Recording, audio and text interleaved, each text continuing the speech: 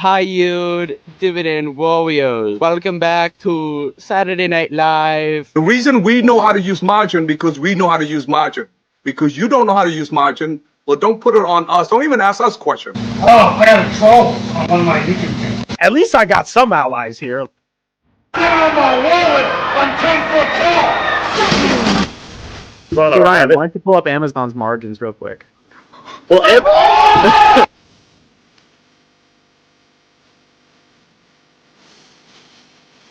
We have to have you. is that somebody's vibrator going off? What is that? I thought it was yours. NAV erosion, cap erosion. Who give a flying fuck about that shit? Why do they gotta be haters for everything?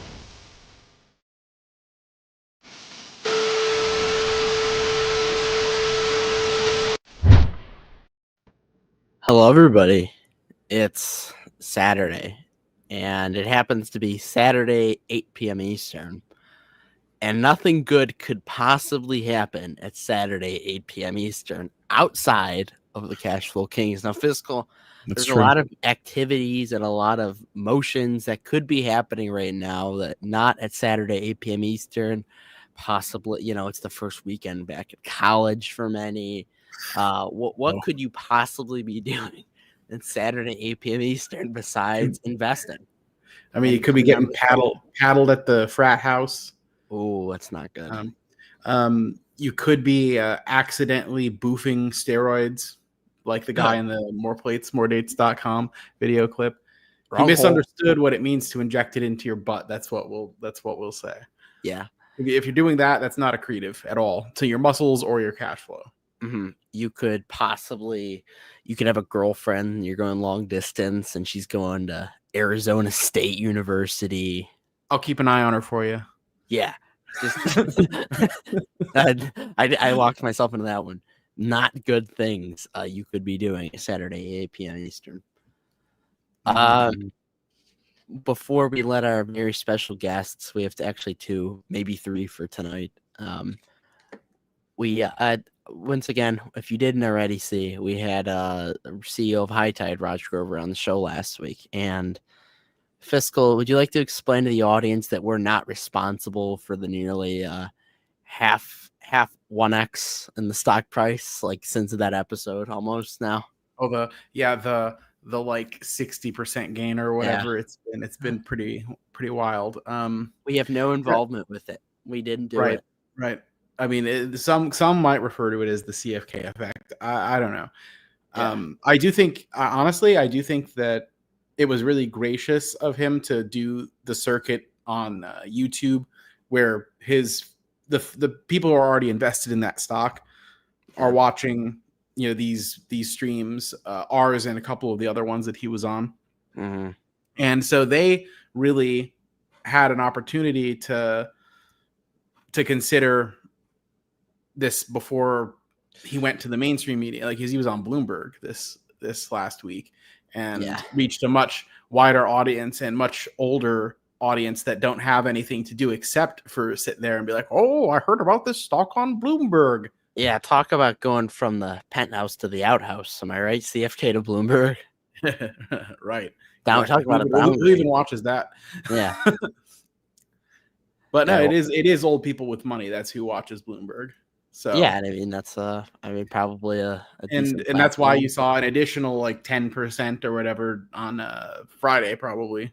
Well, that and cannabis is just getting all kinds of, like, they did this acquisition of Remexian at a very good time for cannabis because I hear we need to move it to Schedule 3. We love weed. I love weed. I've always liked it. I just don't like when it smells. That's what we don't want. Yeah. Steve, I apologize. I do these intros off the top of my head. Yeah, it would be a 2x if it goes up 100%. A 1.5x. I apologize. Yeah. A lot of people do make that mistake though. If you say, hey, something 2x and you ask them, they'll say it went up 200%. No, if it went up 200%, it's a 3x. And it's a very easy mistake to make. Yeah, and of course, as predicted and as projected by the Oracle over here, there was some lashback. While majority of the reaction was, I'd say, positive towards the interview, Yeah. High Tide, and I'm going to continue to stay by this, even though I talked to the CEO. I talked to CEO. They have some shareholders that are autists and come off as very douchey and pricky. And I don't. Fiscal's probably better at explaining than me, but apparently we have egos.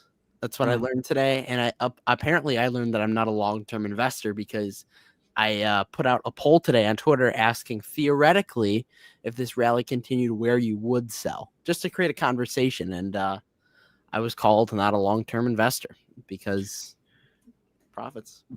Well, I think there's a difference between a hypothetical conversation and like, hey, if this goes up another 200% net by next week, well, then I've got to like really start to consider if I just take the W, right? Yeah. But if it's 5 years from now and it's gone up 300 or 400 more percent because it's actually just grown that much and it's not overvalued, then why would I sell it, right? I think the context was if this like momentum continues, maybe at a year max. Yeah, You know what I I mean? mean, Beater said he wouldn't even think about it until $8. That's what he says. Yeah. Yeah. By the way, Beater has 175K in High Tide.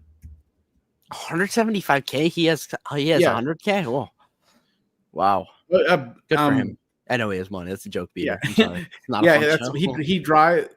he prefers to live a very basic, what he calls beater lifestyle. Yeah. And in order to buy What's beater his stock. allocation at this point?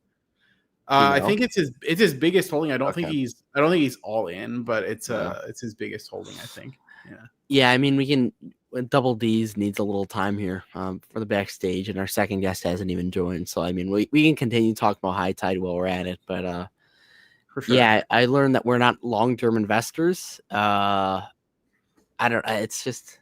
That's I think tough. you know who I mean, who I'm talking about on Twitter. I didn't see the actual tweet, but I'll put it in the private chat. All right. I literally said something about him yesterday in the Discord. Yeah, bit of a prick. I mean, look, one thing I've come to learn is that sometimes it's okay to just take your win. Yeah. Okay. Seymour Duck also has been a member for 11 months. That's something to celebrate. You do get a very nice badge. Isn't he one of the OGs? Isn't it Double D's and him are like our longest? Yeah, it would be. Oh, geez, channel members. All right. Yeah. All right, we're gonna pull it up because we have appreciation for our channel members. The fourth guest or second guest technically has joined. Okay, oldest channel member. It doesn't say Seymour because he like joins and rejoins because he's I don't know. He's in and out of the membership like we're in and out of stocks because we're not. Yes, of course. Yeah, we're not long. The oldest would be Double D's, Andrew Marshall, Greg, and Mr. Greg King, RM3 Trades, and Dividend Dog. Those are the 5 oldest. And then I think Seymour he's honorary. Gotcha.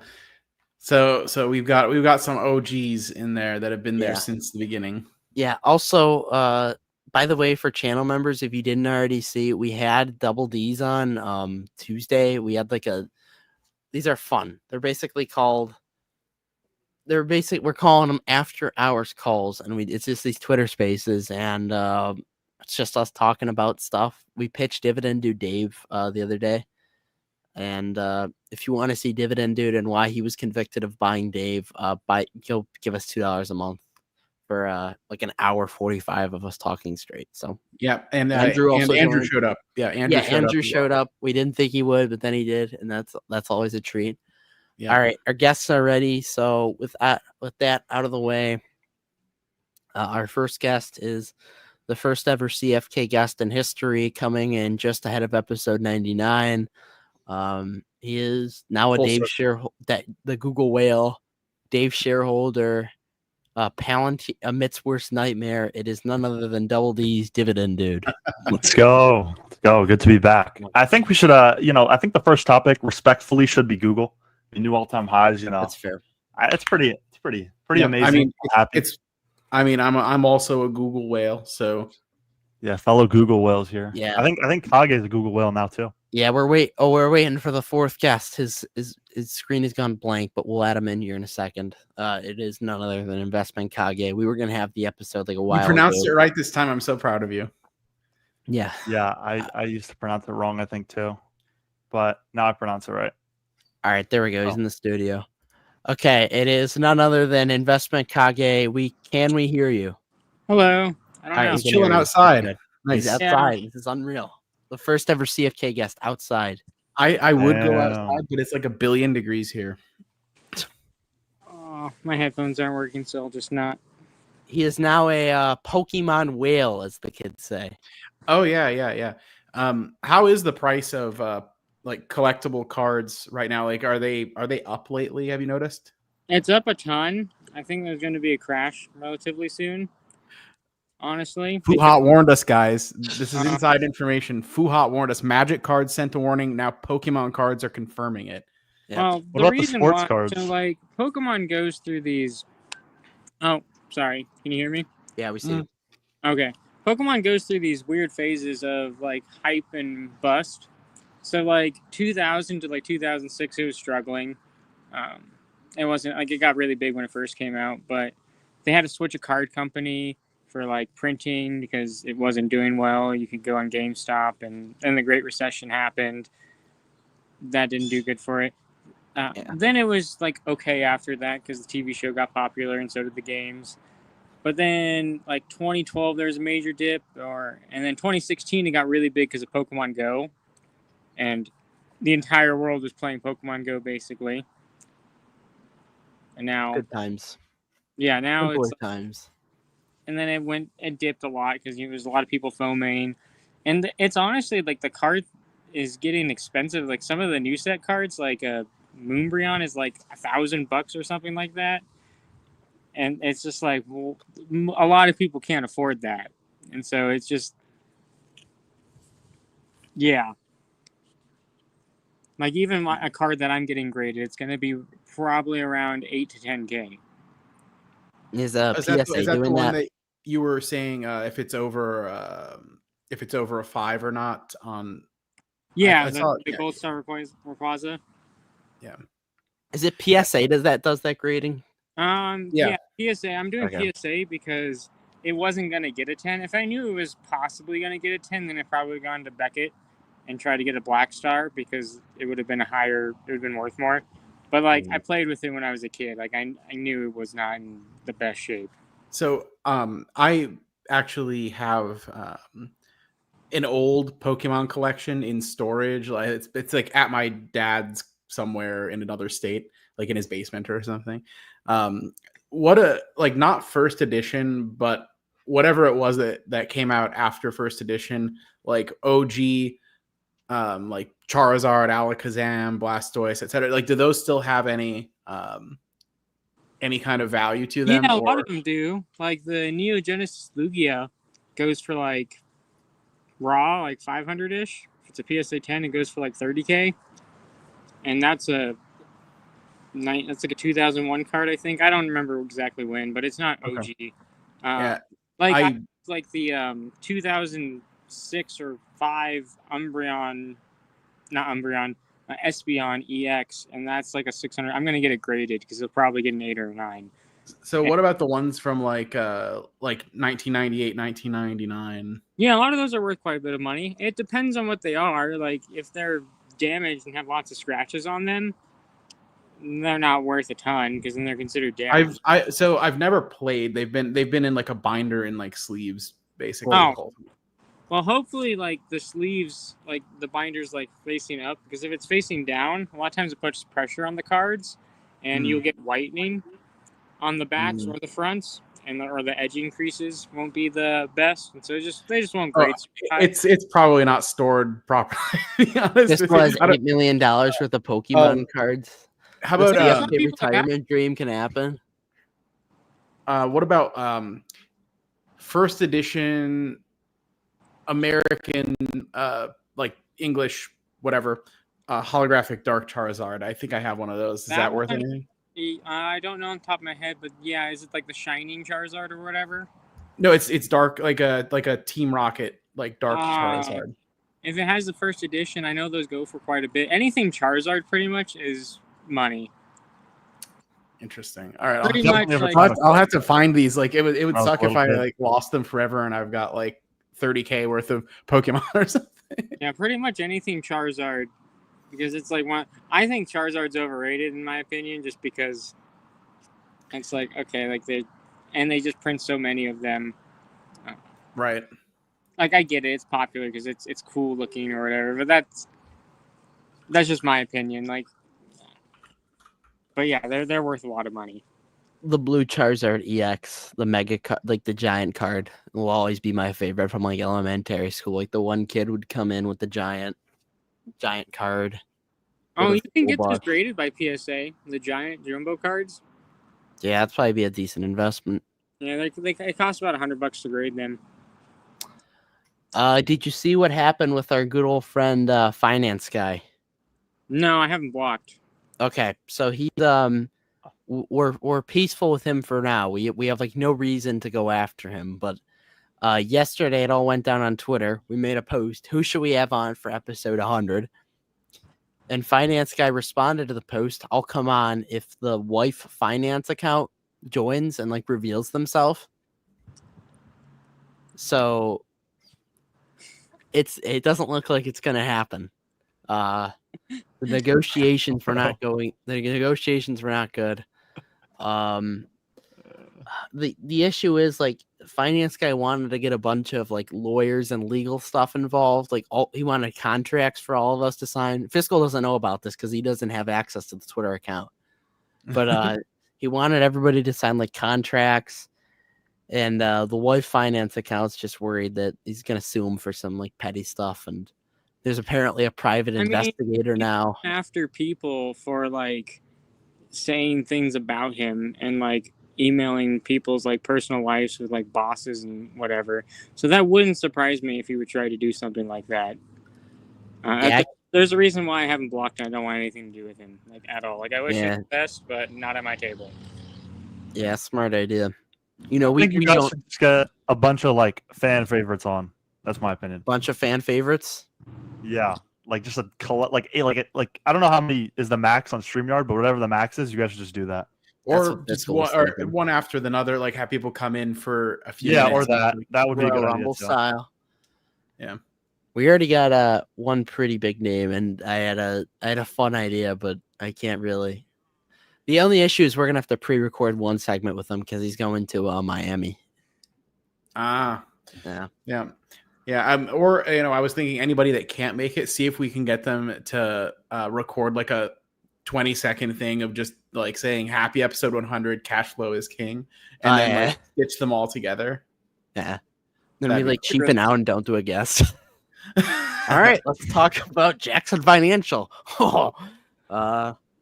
All right, do we want to talk Google? Because we have the Google. Yes, absolutely. I love talking Google. I'll let you two do that. I mean, all-time highs. It's still inexpensive. There's a bunch of actually good news for Google. Like I cover Google like a ton. This week they had a cloud deal with Meta for $10 billion. They announced Waymo for New York City.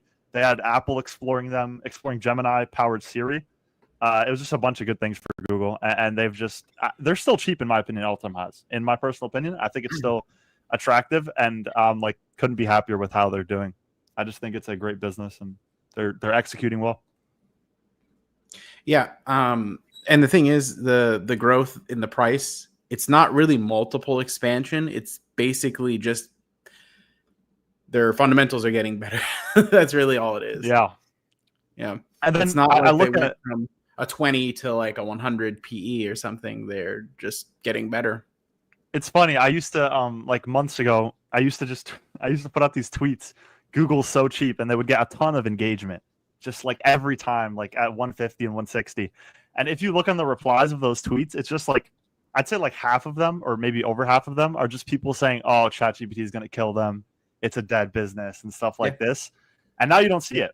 So I mean, I Yeah. think it happens with a lot of companies, and it's just interesting to look back. I mean, you could also look back, and obviously, I'm not going to be super boastful here because you could look back and see my UNH tweets, and then you could be like, So there's it goes both ways. I mean, I think there's still a difference between you and Joseph Carlson when it comes to the pettiness. The petty. Carlson just brought up a tweet from 3 years ago this week, by the way. If you guys thought the Target saga was over, it's not. Oh, speaking. I'm glad I sold out of Target. I held them at one point. I think I sold them for like a 7% gain. Wow. And that was it. And I got pretty lucky with that one. Because I bought pretty high. Like I bought in like the 150s or something like that. Oh, that is not high compared to where I bought it.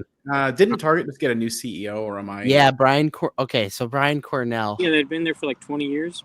Yeah. He was an intern. Apparently, he started as an intern.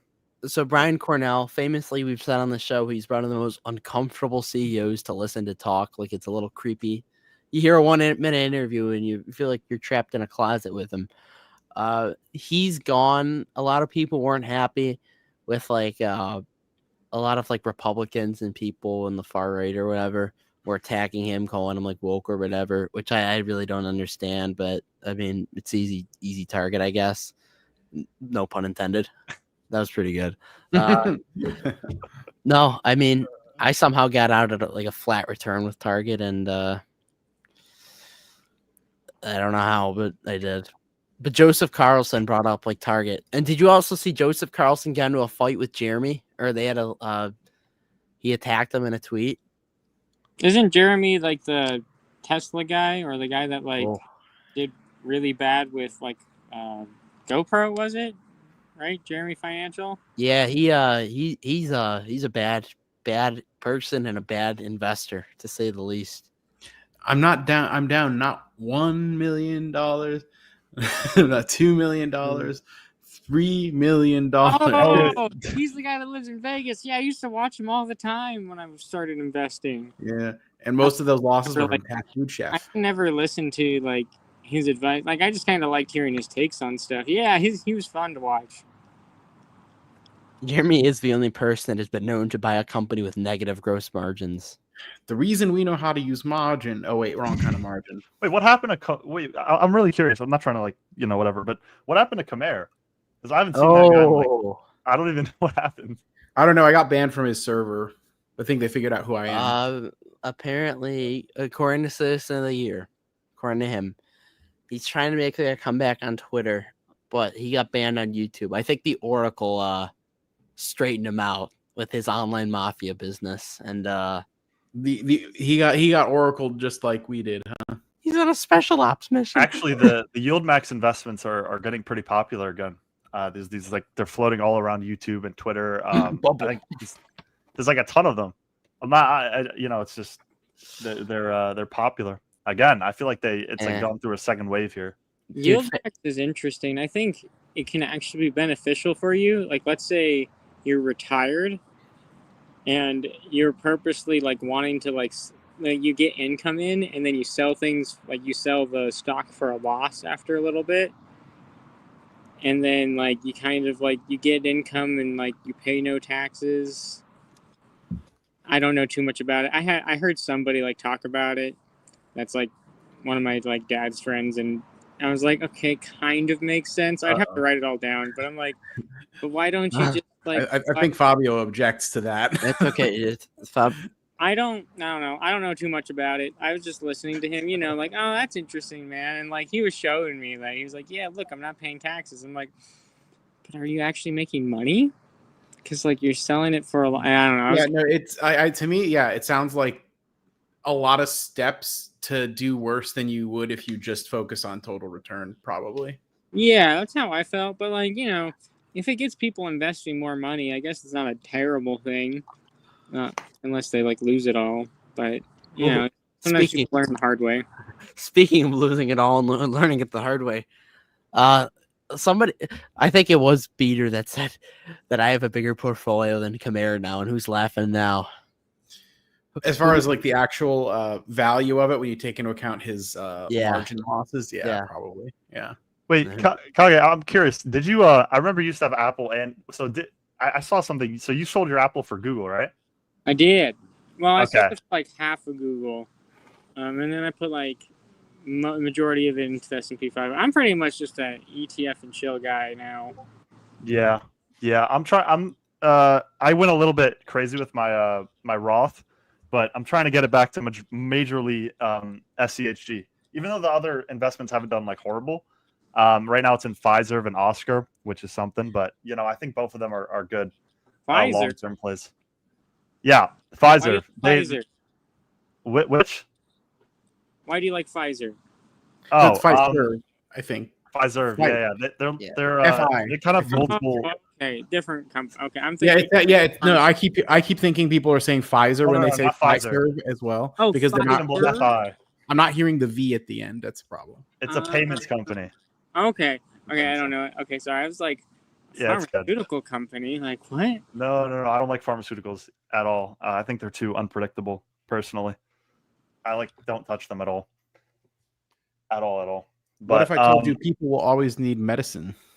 I mean, that's What if I true, but told you you? don't.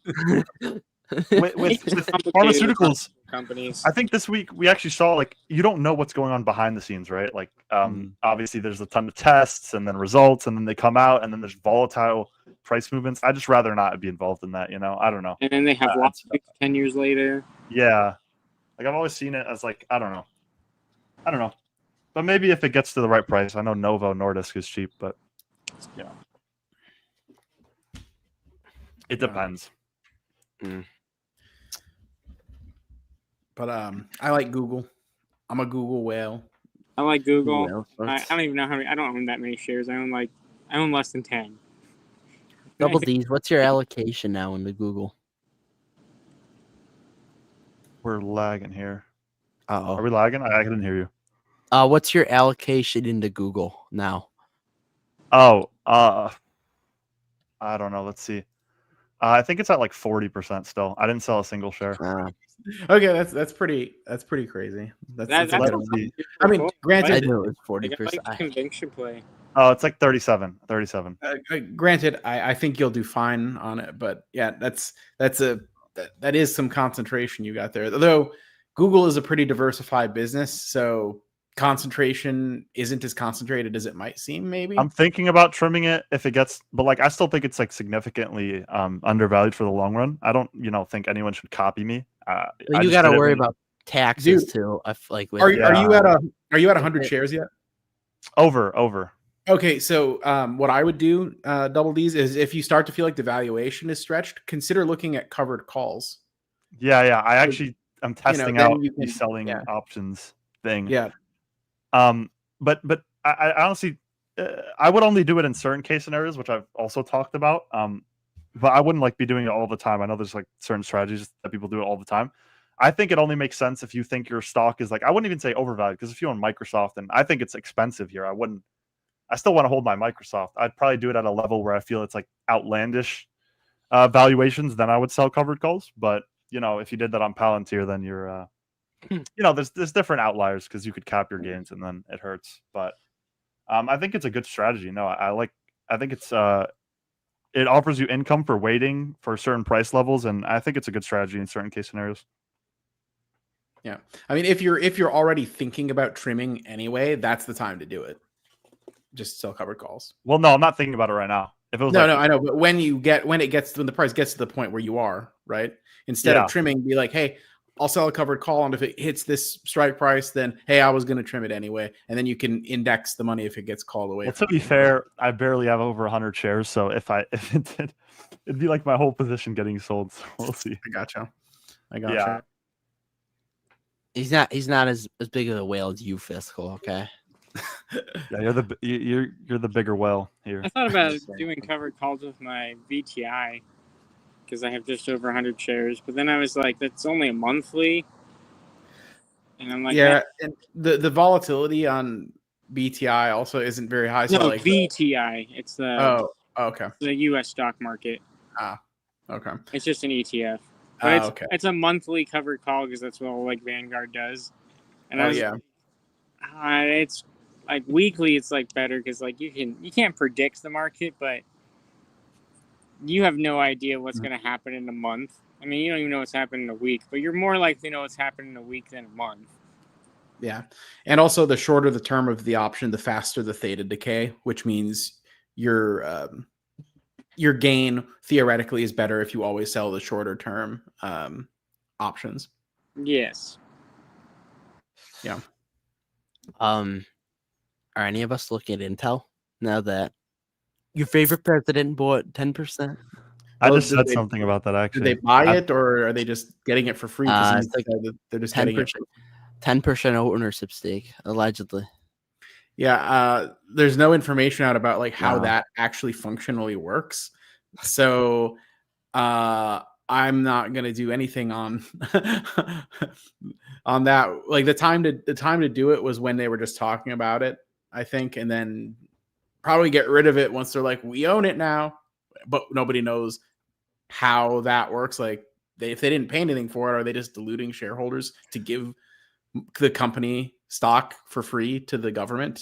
Like, how does that work? I don't understand. Artie Bucco Capital got some. He got some at like 24, 30 maybe. Yeah.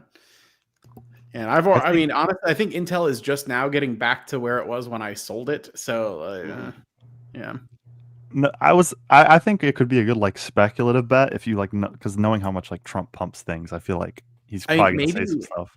I would look at maybe because I don't know, the calls look a little bit expensive, I think, last time I checked, but I would consider maybe like cash secured puts if I thought it's probably not gonna drop down while it's being inflated by all this stuff. But I wouldn't necessarily bet on it to go like a ton higher either. That's just one idea. Yeah. I don't know if I'm gonna like, touch. I don't know. I feel like it's possible because I feel like Trump just says so much stuff. He's gonna like be like pumping Intel, or I could be wrong, but and I'm a TSM shareholder, so I'm not like have any incentive right now. But I think he's probably gonna be saying a lot of stuff about Intel and talking about improving their manufacturing compared to TSM in terms of trying to base it in America. So I think it could pump more, but obviously it's speculation. Like I don't know. Chat says that it's in exchange for like a tax credit. He probably still thinks Pat Gelsinger is the CEO. Pat Gelsinger, little Pat, very autistic man, and we love that about little Pat Gelsinger. Did you see the? He knows it's Lit-Bhutan. He did the 360 on the Intel CEO. He called him like a loser like 2 weeks ago. Yeah, he's weak. He's no good.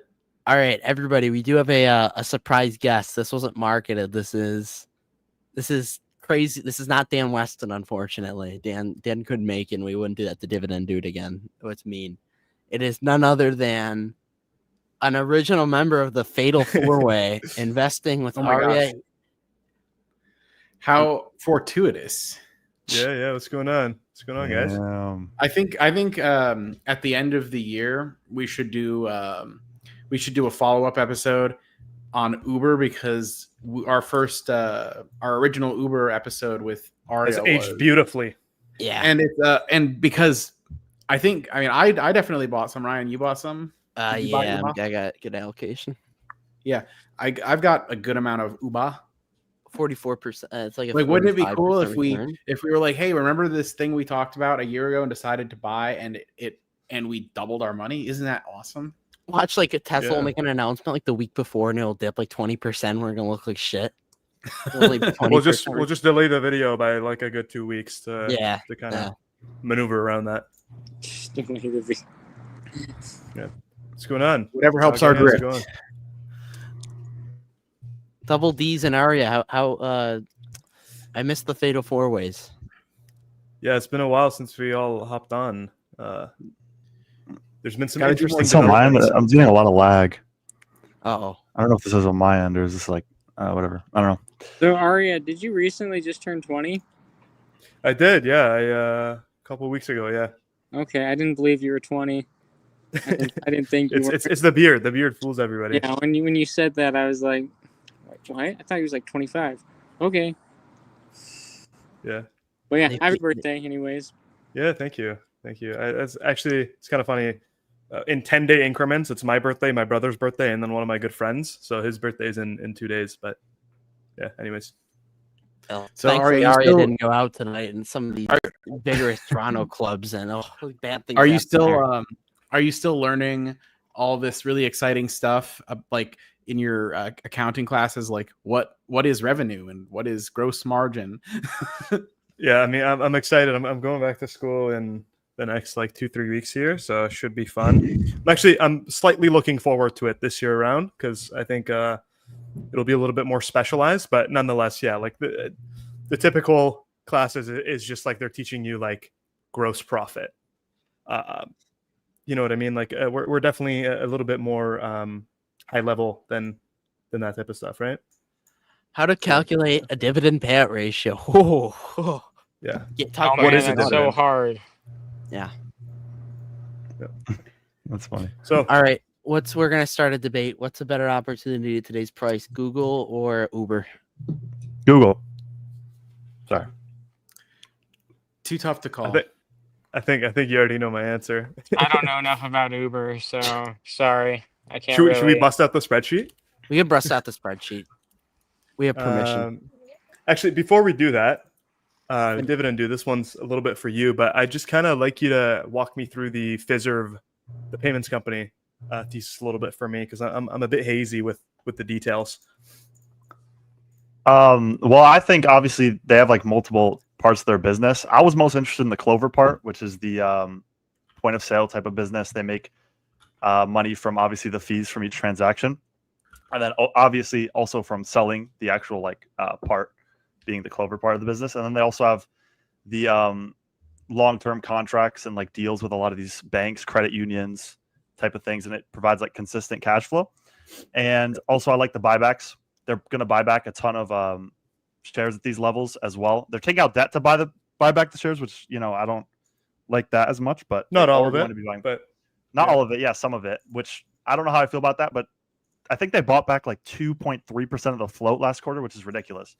I think that's really good. And then obviously they still have the 15 to 16% earnings per share growth guide. And then I like on where most of their revenue comes from. They went through that. I think it was a merger or certain type of acquisition, but I think their business is strong, and I think it's cheaper. I like it more than like a PayPal if it's like kind of similar, not the same at all, but yeah, I think it's a good opportunity.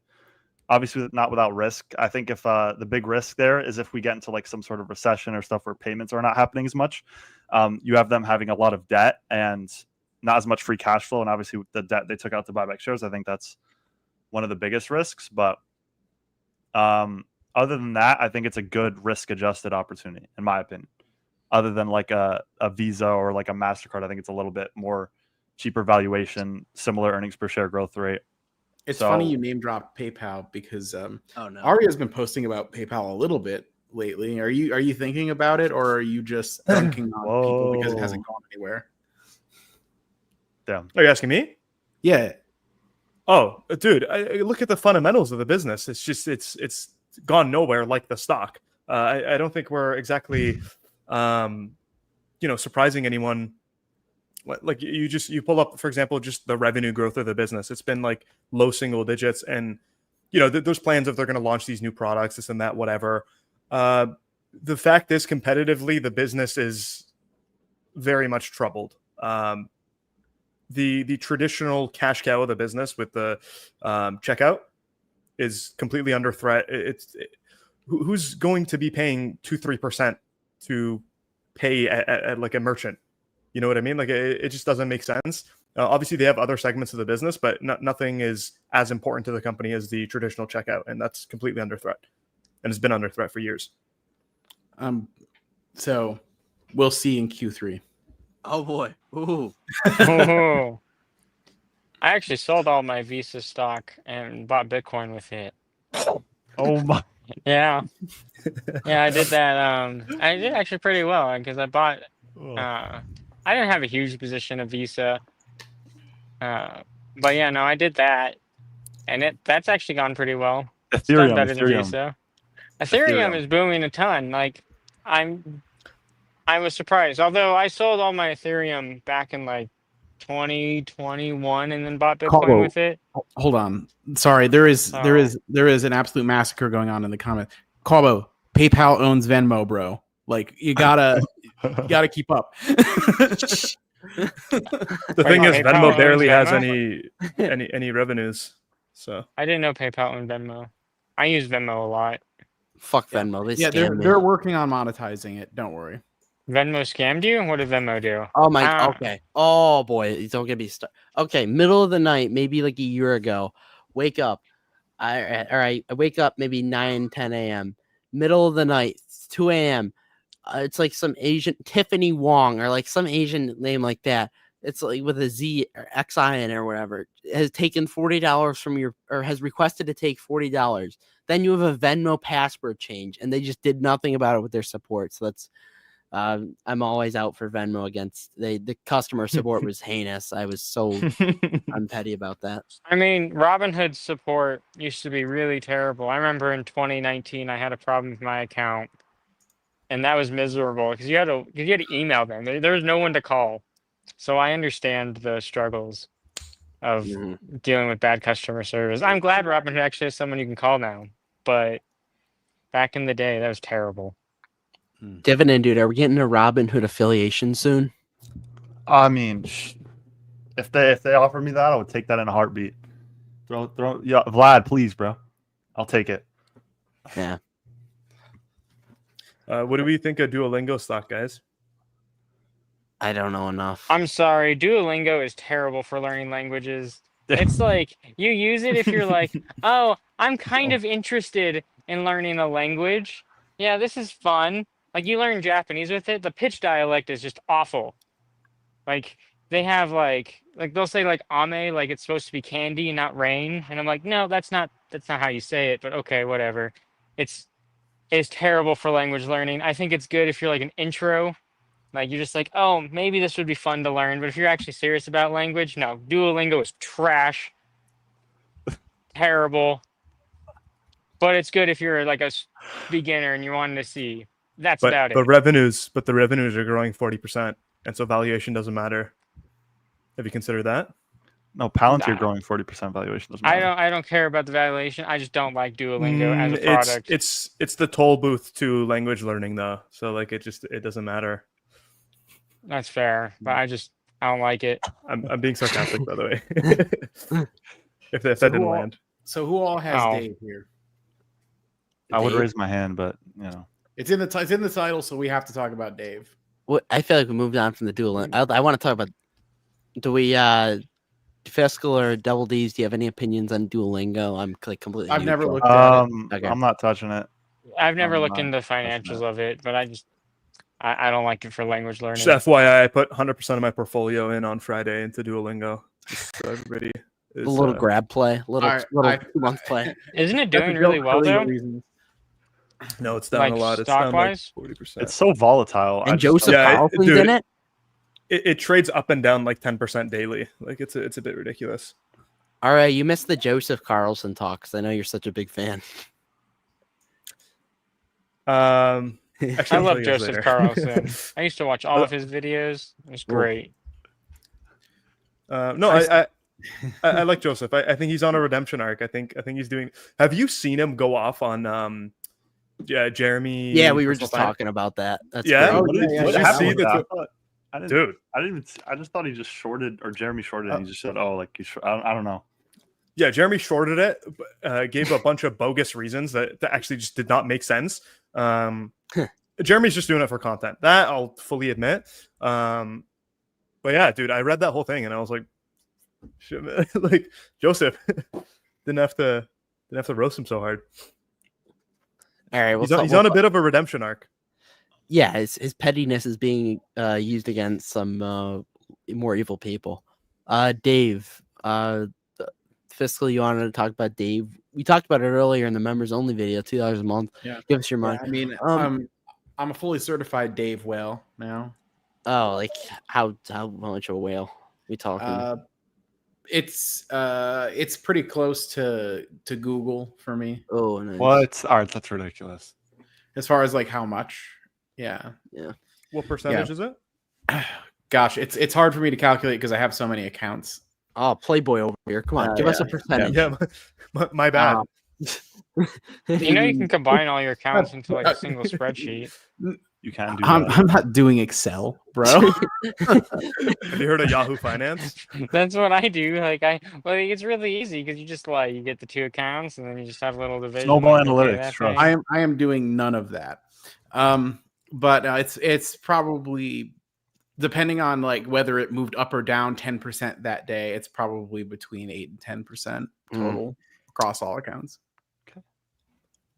You know, Fiscal, we could pull up Dave's fundamentals on the best investment software on the market. Whoa, Fiscal.ai. Scott. No, The Scott. best investment software where the owners aren't complete pricks and don't base their entire investment thesis off of the dividend growth rate for 3 years.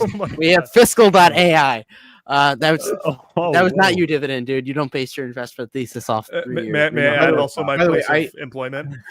I expect to get my royalty checks for them stealing my name. No, Fiscal. It's a good software. I just don't. I mean, there's a lot of good software, right? You know, we could be accepting here.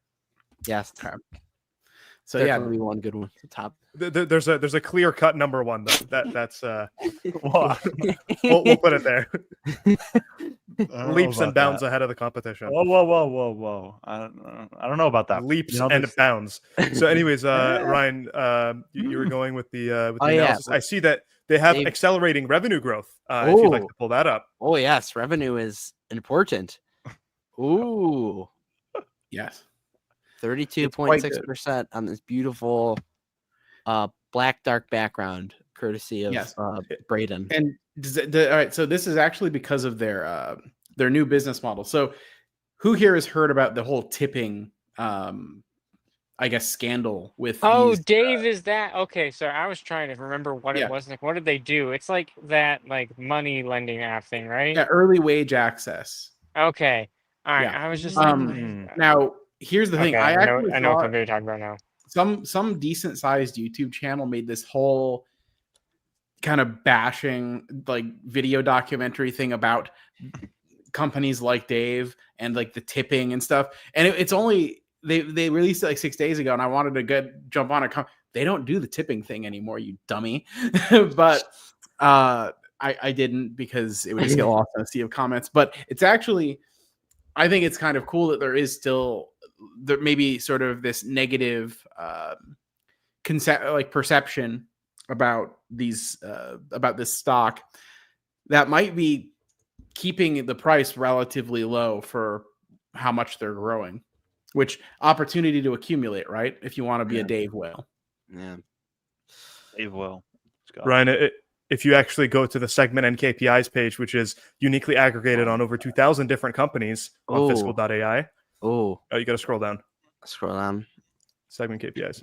Oh, I love segments and KPIs. That and if you could click comment size from the top left of your screen. Top left. Oh, you missed it. Yeah, there we are. There we go. And then switch to quarterly, please.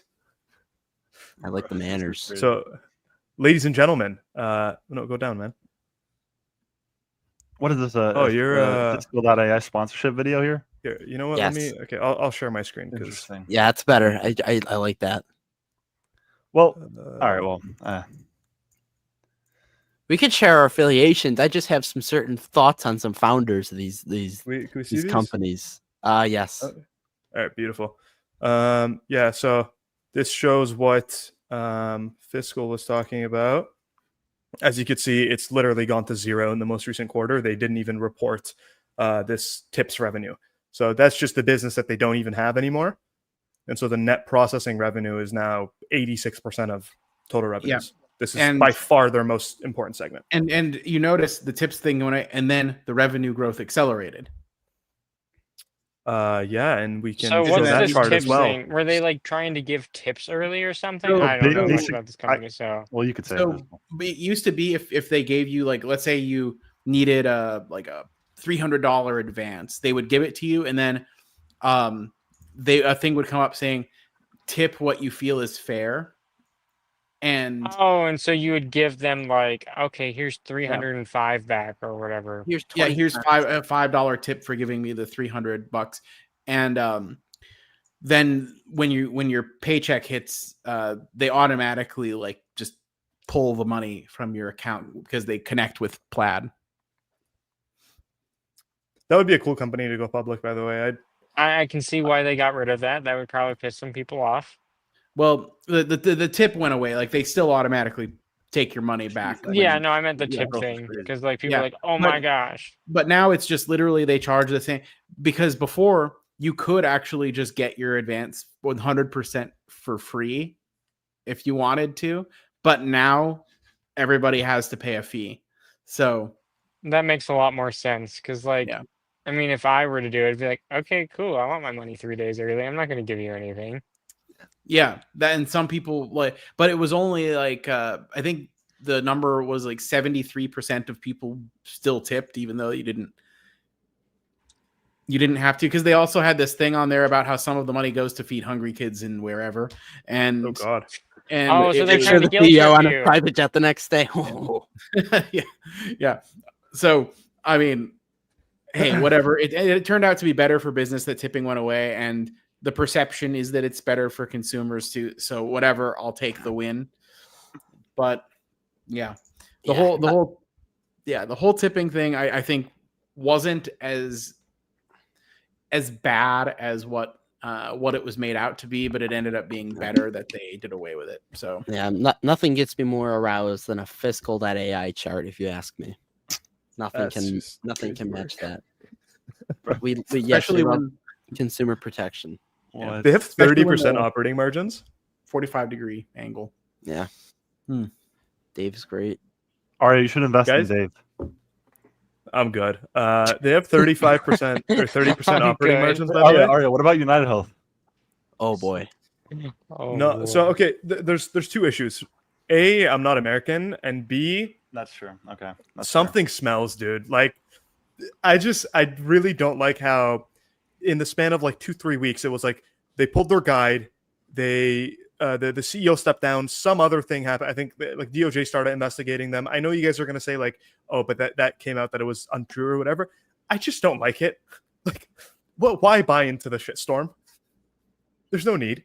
I would way rather, and obviously the fundamentals are also like not the best at the moment. And then again, tying back into point one of like, I'm not American, I don't really understand the system and stuff like that. I can't really see through a scenario 2-3 years out of like the fundamentals improving because I don't really understand the business. So healthcare is pretty confusing in the US. At least I think it was when I was trying to sign up for healthcare and figure out what I needed for a plan. Like, yeah, it tells you what it is, and I'm like, what's a bronze plus? What's a silver? What is this thing? I had to look up so many things and ask people. I felt really stupid. So I four levels of healthcare. I could talk about United Health a bit. There's a couple things that are not spoken about here. Oh. First of all, there's some important things in terms of like where they are now. We have insider buys happening first, and then the old CEO used to be there for like a 10 or a little bit 10+ year stretch where he delivered amazing returns. And then there's also congressman buying, which is another thing. I think these like couple things hedge the DOJ investigation to kind of look like it's probably not going to come out that there's fraud. Also, they're hiring internal auditors. They remained, in terms of their long-term growth guide of 13 to 16% earnings per share, it remains at that state in terms of the long run. And then second of all, the reason that earnings per share and stuff is down this year is a couple things. It's due to the higher morbidity rates. I think a lot of people during COVID stopped or didn't go to like see the doctor and different things. So a lot of them started going to see the doctors like after COVID, and it's still happening in 2025. So they underpriced their plans the most out of other healthcare companies. They underpriced their plans the most, which are hurting margins the most in the near term. But the thing about it is in 2026, I could actually pull this up if you want, but in 2026, they already have a repricing of plans that are set. I think it's like, I don't know what's the exact percentage, but they're going to hike the reprice of plans, and then margins should restabilize, and we should see a recovery. But won't people just move? Because like healthcare is really like if like when I sign up every year, like I can switch really easily to a bunch of different all things. the companies that are all right. So I'll explain the system a little bit because Aria is Canadian, and I would love to know the system more because I don't understand it at all. So in the US, the vast majority of people get their healthcare. If they're not retired, they get it through their employer. So you don't choose your company. Your employer says, this is the plan we have. Suck it. It's your. It's like this is what you can, or you can go buy it yourself if you want. I understand. I guess I've never had an employer that gives health insurance, so I've always had to buy it myself. So I've done it both ways because I fucked up and missed open enrollment once. Which, by the way, if you miss this period where you because there's certain elections you can make within the plan. Yeah, because it's in November, right? It's always in the fall. Ours is usually in October, but some might do it in November. But if you miss that, then they kick you off, and then you have to go on the exchanges if you want to be covered. And I did that one year, and it's the website is a lot easier to navigate than it was when it first launched back in I want to say 2014 is when healthcare.gov first launched. And it's actually my experience was relatively seamless. I found a zero deductible plan that was like $300 a month, and I was like, well, that sounds good to me. And I was able to go to the doctor and be covered, never had to pay a dime out of pocket other than my monthly premium. And then I didn't miss open enrollment the next year, and we were good. But yeah, the health insurance companies, they can either charge a higher premium, or they can on the lower price plans or whatever, they can jack up the deductibles a bit. Like those are kind of what I would guess are their levers that they can pull to increase revenue if they think costs are going up. And it's not an option for most people. You pretty much you have to have healthcare in most cases. Some people go without, but if you're like me and that can be a big risk. You get cancer. I had an ER visit a number of weeks ago, and it ended up total out of pocket costing me like $500 or $600. But I looked at the invoices, and if I hadn't had insurance, it would have been like $10K easy. Yeah, so, I had to get 2 shots that was not covered in insurance, and then they gave me money back because then they realized it was for like preventative care, because they were like, it's not preventative care. I was like, it's the HPV shot. Like it's for severe whatever, I can't pronounce the word, cancer. That is preventative care. And then like 6 months later, they're like, oh, you're right. Here's your money back. Yeah. I would, if I was going to buy a healthcare stock, which I probably won't, I would look into Novo. I'd probably prefer to buy a business like that. Yeah. But I think our health insurance companies probably don't really make sense to a lot of people that are outside the US, because a lot of modern countries don't do it this way. We're an anomaly among like Western nations. Yeah, most first world countries have like a single payer country universal healthcare, some form of some kind of insurance. Yeah, and then some people will get their own insurance if they live. Like I know I have friends in Canada that have their own private doctors and stuff, because the lines are just like, oh yeah, we won't see you in 6 months. Sorry. Yeah. In some cases, if you have certain like special needs or whatever. Yeah, but like if you live in the UK, you have the NHS or whatever, right? And Canada has their own version of universal cover. Like Arya, you get like some kind of like an insurance card from the government, right? That just you go to the doctor. We have a health card. Yeah, you just hand them the health card, and unless it's something like really special, it's basically covered forever. I think for dentistry, it's like until you become an adult, they have it covered, and then everything after that is out of pocket, which is starts to get expensive. But yeah, the health card is. On the flip side, though, like, dude, if you go into the ER, be prepared to easily wait 4 hours for a doctor to see you, and once you see them, it's like an overworked, doctor, whatever. He works God knows how many hours a week. He doesn't even want you to like be in the room with him, and he'll kind of just go through it quickly within like 5 minutes. Mind you, I've waited 4 hours to see this guy. I'll kind of explain it to him. He'll say, yeah, it's maybe this, maybe it's that. Okay, just go do this thing. And it's like he applies like a one size fits all solution to everything. So like, even though like my wrist might actually be broken, he'll just tell me, yeah, go put it in like a brace. Even though like the right thing to do is to put it in a cast or whatever. Go ice it. You'll be you go fine. ice it, or just something stupid. The point is, ibuprofen. You and wait. ice. That's it. Heating pad, you got it, bud. The point is, like, you wait so long, even though the healthcare's free, you wait so long to get very subpar healthcare. Yeah.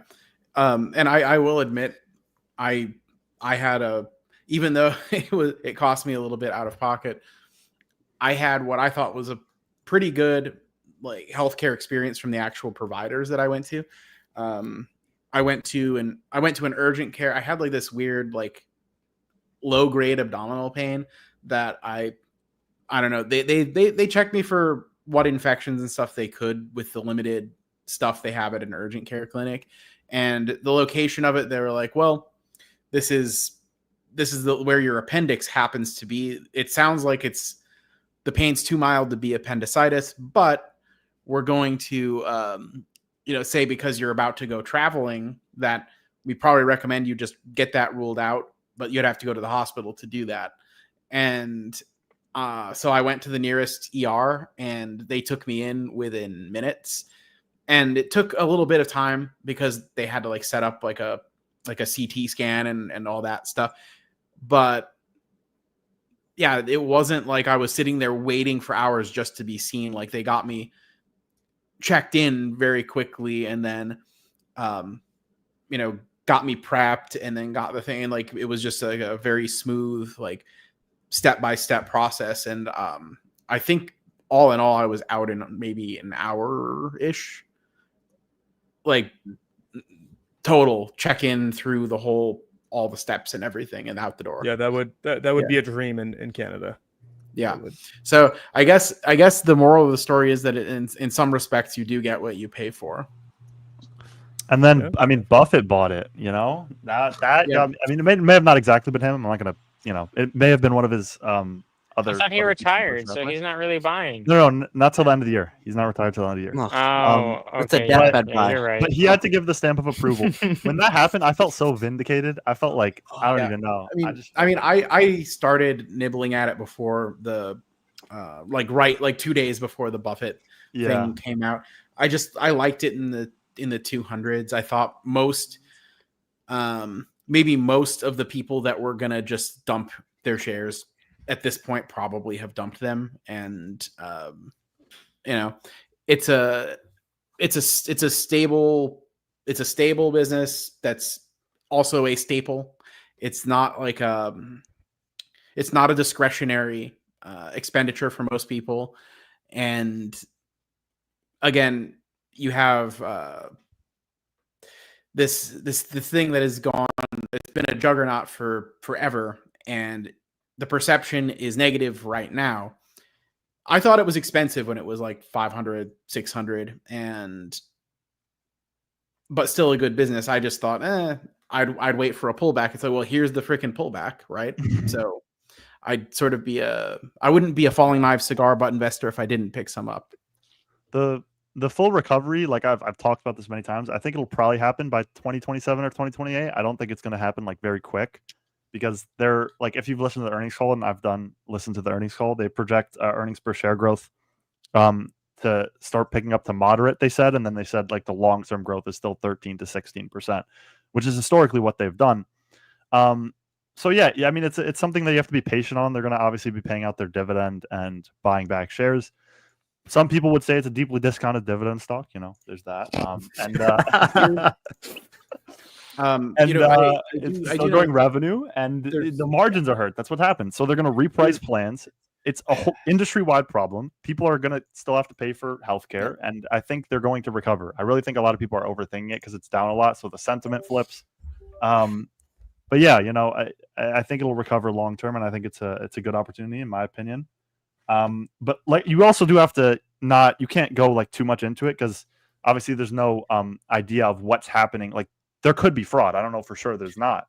I have reasons to believe there's probably not, but there still could be. Like I'm not saying there's even no chance even that- if there's yeah, something objectionable found, they pay so much money to that's true. to campaigns for high level politicians and to political Corruption. lobbying. This is where you get your return on that investment. They decided to pay $100 million settlement and admit no wrongdoing. That'll be the conclusion. That's what I think's going to happen. Actually, I think if there's anything, they're probably going to pay a big fee. And granted, it could be worse than that, but how often do these kind of look at Wells companies Fargo? That's a that good are example. deeply politically connected, they get preferential treatment for that money, otherwise they wouldn't spend it. Yeah. So and hey, you could say that's corruption and whatever, but if it lines my pockets, I don't give a shit. Yeah, I'm not saying anything about it morally, by the way. I don't think I ever Money have. is It's about green. making money. So I you know, remember there's, I watched a thing one time where someone was like, and it was a movie with like dealing with like racism or whatever, and the owner was like African American, right? And there was a worker who was white, and he's like, "Oh, are you sure you're okay working with me?" And the white guy's like, "I don't care. Is the money green?" That's what that reminds me of. Yep. The money is green. Double D's, I have a question for you regarding dividend data. What? Okay, sure, go ahead. Do you know like how he's performing? No. I mean, he releases his portfolio updates. I don't think he shares performance, which, you know, whatever. I mean, I should, you know, I think everyone should share performance. I actually, my last YouTube video, I'm not trying to plug myself, but you know, I shared my You're allowed to plug yourself on here. Yeah. Year to date. Whoa. Which I think it's just good. It's good to be transparent. I'm trying to be more transparent. So now, like on Twitter, I update my portfolio moves for the prior month, performance and all that. So, you know, I think it's a good thing.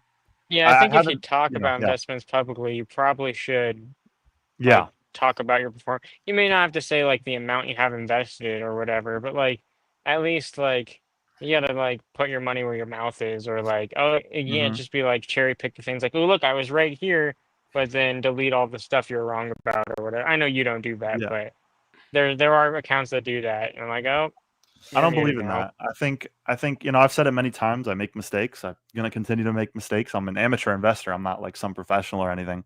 And so, yeah, you know, I think it's good to be like that and have that humbleness. I don't think it's like, you know, obviously I celebrate when my investments are good and stuff, but I think it's good to admit that you're going to make mistakes, because I am, and I'm going to make more, and I have made mistakes. And yeah, I think most people should be like that, because, I you know, appreciate everyone how makes well you mistakes at take some it. point.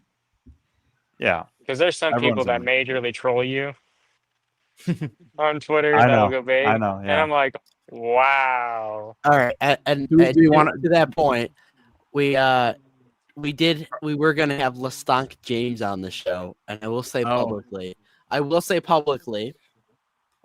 he conducted himself in a very unprofessional manner. Basically, when you say, Fiscal, let's say, you know, I was gonna be a guest on, we were gonna do a live on your show, and you know, you planned it out, you made thumbnails pre-live, whatever.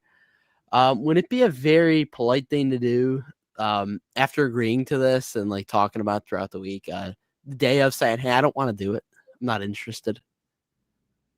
That would be a scumbag move, as a matter of fact. If I had to describe it, yeah. Well, Like, you know, scumbag Steve from the meme. That's what comes to mind. Hey, do we want to compare year to dates, guys? Since we were just talking about performance. Year to dates, I would. I will look Sorry? at mine. Yeah, I'll pull mine up. Mine's not the We're best. comparing performance. So mine's basically just the S&P 500. Oh, 'cause Ari's gonna. Oh, mine's like exactly the S&P 500 right now. Jesus Christ. Can I just get everybody to look at Uber year to date, and then I'll share my. I'm on my phone, so I don't know if I can even get out of this page. Like, I don't know what the percentage is, but like the majority of my portfolio is the S&P 5. It's just VU, and then some growth stocks, and then my Roth is VU and VUG. So my Roth is doing slightly better than the S&P 500, and so is my like taxable account because of Bitcoin. Bitcoin's been doing really I well don't this know year. what percent the S&P 5 like what does that come out to? I have no idea on the top We're of my doing head. what year to date? Yeah. But All right. whatever VU is, I'm up at like I think 2% of my taxable account and like 3% of my Roth. But I don't know the Year to on my date, phone. So S&P 10.8%. Okay, so I'm Oh, on. that's that. Alright. That's yeah, higher than I thought. so that's about what I'm doing. Yeah, that makes sense because Okay. my Roth is. I'll look. I Actually, might I be haven't off done in that a good. second. Do we want Arya to go last because he's probably gonna mog all of us? Oh, you can It's actually actually look. I thought it would be much higher, but it's not. It's not Okay, that good. but I still like if I had to bet, I would probably think yours is the highest. But just Okay, because Yeah, maybe. I because think you're it's so higher, heavily so- in Uber. 10.1% in my taxable, and my Roth year to date is 12.9%. So yeah, basically the S&P 500. Well, you're also Double doing a little double better. D's. What's yours again for the viewers Okay, that so don't follow your I use Twitter? a Snowball Analytics, so I have both kind of composite. So my taxable and my Roth, it was actually at like a while ago, it was like only 2%, but right now we're sitting at just 0.01% behind the S&P in total. So He's you know, underperforming. He's underperforming. But what is that year to date though? like 10.7%. 10.7. 10.7. It's like slightly Is underperforming. that IRR or just total percentage? Just total. I don't know what they have IRR, but I'm just looking at like the growth tab. So Robinhood portfolio also value. has like a weird investing thing too, where if like you put more money into it, it uses like cash on like time return. So like if you're putting money into the account, like the percentage will look lower year to date. I don't know. I'm just I use Robinhood and then I Yeah, connected yeah. it to Snowball Analytics and then I'm using that. Fiscal, what are you? So it's funny because the two larger accounts I have here, I do like pretty different stuff in each of them, and they're both almost exactly well, they're both slightly over 33%. But like it's exactly 33 Wow. and like point Damn. whatever percent Good. in each of them, even though 33. different stocks. One of them has like a bunch of options and stuff. One of them has almost no option, and it's just like they're just. I don't know how it is that they happened to end up at the exact. It gets wild to me because one of them has a bunch of Dave, one of them doesn't. One has Amazon, one has Google, which I guess that makes sense why those would be similar. But one has like BTI and UNH, the other one has like TSSI. Like these are completely different portfolios almost. Fiscal, you're mogging me now. I'm only at 18.84%. Hey, that's awesome. Dude, take it. I'm pretty surprised here. Is this including like cash putting in or So no. there have been zero contributions as far as like no additional cash put in. My birthday's in November. As of January 1st, whatever was in there is what was in there. Yeah, I'm up only 11% year to date. Oh no. What was that? Sorry, you cut out. 11%. Oh, that's still pretty good. United Health has been dragging me. But Me and Fiscal, what can I say? Me and Fiscal are the master pickers this year. We This is pumped why stocks the- on the show. Cash for Kings, guys. We I don't. no, I just wanted to see what Dividend Data's performance was because No, to he be has a- perfectly honest, I expected Arya. If I had to guess what Arya's was going to be because of how much he was in Uber, I thought he was going to say like 40%. Google and I think- Amazon I have think, been kind of yeah, doing it's the the best Amazon year to Google. date. That's half my portfolio. That's Amazon my, Google. yeah, mine too. So actually. I think that hasn't done too well year to date. So that probably has to do with it. I think Amazon and Google comprise over half of my portfolio. Or I like think my I Google think the stock's back been half doing is going to better be than better Apple for your Amazon Google. from when I sold. So. Yeah. So Fabio Amazon makes a good Google point. year to date, Amazon's up 4%. True. Google's up 9%. yeah, Like, that's not so that's there's- not much. there's that. You know what I mean? My returns are definitely boosted. I sold Paycom a bit ago this year, but Paycom I did really well on. Like I did extremely well on Paycom. Thank you, Maisie. But no, it is true. Yes, There shout out are Maisie. people there are people in the comments watching this very stream that have 2-3 times the percentage of return that I've got. My Google is up 11% from when I've bought. So I guess Like- I bought at a pretty good time. And I only I'm bought so like a mad few about months ago. Robinhood. I was looking at it at 40. I was like, man, it's fine. I just didn't understand the brokerage firm enough. Like I remember seeing it like 7 and stuff, and people were like, "Oh my gosh, they're gonna fail," and I was like, "I don't know." I'm like, I like investing with them on the I would platform, love a pullback. but I don't understand the company enough, and I just don't understand. I'm like, how are they making money? They're making I, well, it's a couple well, things. But I understand now a yeah, lot more, but like before, I'm just like, well, they're doing free trade because like previously brokerages made a lot of money on like trades. hmm And then yeah, they made money on like you're loaning your money out if you have it in the account in cash, and they loan your shares out and stuff like that. But I'm like, Mhm. is Robinhood really making a ton with that? Like, I don't know. It felt like well, something fishy. But now it's like, it, okay, it's kind of funny. They're making a lot of money from transactions on crypto, and also prediction markets have been pretty big for them. And then they yeah, I've also have noticed that with crypto, if you do the reoccurring buy, you don't pay like nearly as high of transaction yeah. fees as if you put like just a regular buy. So I stopped doing regular buys and I do the just because it's so easy and I don't have to put my money elsewhere, and then I can just put it in a hard wallet if I want to. Like they make it stupidly easy, and I'm Yeah. lazy. Yeah, they. If you look at their, I'm not going to talk too much about them because I know probably not everyone's interested. But if you look at, they release like monthly decks and quarterly, they have like all their key performance indicators being like AUM, margin book, transactions, average like amount put in per account. It's all going up and to the right, like every single metric. Now, granted, in terms of a bear market, there'd be probably a lot less people transacting, and the account stuff would go down. That's when I would be very interested because I think Robinhood would pull back a lot more What's than it the should. average account size now?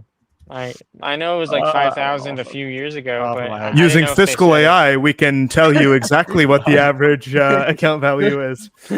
That'd be great because like I have like how do they calculate that? So like let's say you have two accounts. Like I have a Roth through Robinhood and taxable. Do they just average out those two, or do I they don't combine know it in actually. one?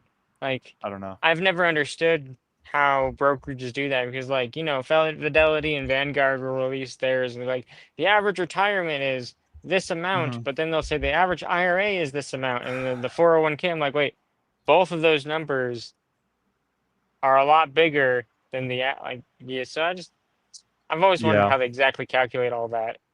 I don't know. Honestly, they're getting more into prediction markets. I don't even know how I feel about it because people should be. I don't know. They're gamifying a lot of stuff, but I think it's good to let people do what they want. But I don't know if gambling should be put up right next to Robinhood. But it's whatever. Double D's, you did have a pretty interesting quote that did make the quote of the year submission regarding gambling. What was? I It don't remember. was, What was it? every indulgence is okay in moderation. Oh yeah, that's true. Drinking I is agree with okay that. in moderation. I think Gambling that's is true. okay in moderation. Smoking is okay in moderation. I think We that's don't true. condone this on the show, Double D's. I think that's true. No, I'm not saying go out and just do all those things, but if you like doing some of those things and if you keep it in moderation, I think it's true. Like I I think mean, there's a lot it's of people kind who of can do fair. that. Like I remember when I You was, know. because I got my degree in kinesiology. Like if you look at a sedentary person, which is someone who doesn't do anything, versus a person who works out and smokes, you 9 out of 10 times the guy that works out and smokes is more healthy than the sedentary guy. Mm-hmm. Now, obviously, you're going to be more Kage. healthy if you don't smoke and then you do all the right things. But so, I like, think it I just becomes a problem understand if the you moderation abuse thing, it. but I don't like condoning stuff like that because then people will kind of say, "Oh, hey, this person said I can do it," and then you can get into a deep like rabbit hole of like not doing the right things and going into more bad Mm-hmm. things. So Yeah. that's why like I'm really But in careful when people moderation. say moderation stuff because it's In like, well, if you moderation, do it's it in okay. moderation, Cocaine in moderation. Yep. meth in Whoa. moderation. Did not say He that. said it, not me. Dividend dude I indulged didn't say me. that. No. Okay. I never said that. I'm going on I a never said that. crippling He cocaine. tweeted it earlier. I think I saw that. Did you guys see that as well? What is that? Cocaine Wag? is okay in moderation. Did Fake the news. Oracle attack? I had some lag Fake there. news. Oh. Oh, Yeah, but so there's been a lot going on in the chat, by the way. Yeah, I would say a lot of the performance has been relatively recent. Granted, like none of the accounts I've discussed have even been in existence for 5 years, so that Same. yeah. Does that make So your taxes more annoying, or do you just have multiple 1090s, whatever the form is? I don't remember the form off the top of my head.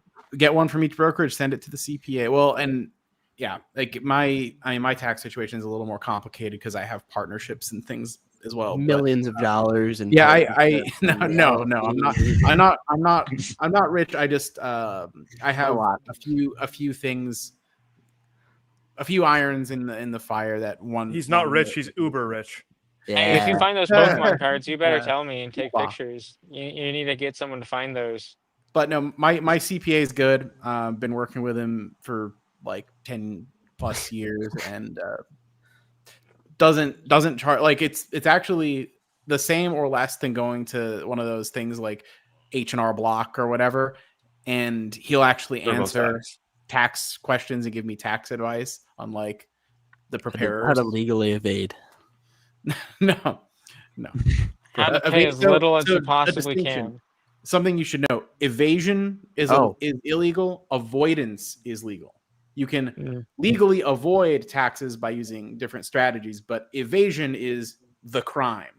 Like they call the crime, like of like not paying taxes via illegal means. That's called evasion. Evasion is actually a crime. What about moderation? All right. Great joke that nobody. Oh, that was funny. So, CPA strongman is the CPA for the channel. By the way, I have a good topic for us to kind of get into, especially because we have the honor of being joined by perhaps the most well-versed person for this topic. What do we think of Palantir at the moment? All right. Stutter. Hold on. Is it going? Is it overvalued? Is it ridiculous?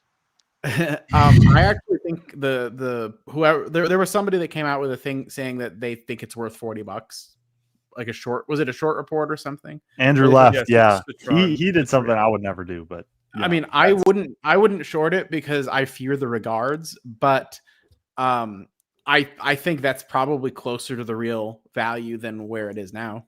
Well, in terms of all right, I've just stopped like mentioning it, but I think it's definitely expensive, but I think there's sort of this misinterpretation of my opinion on the stock and business.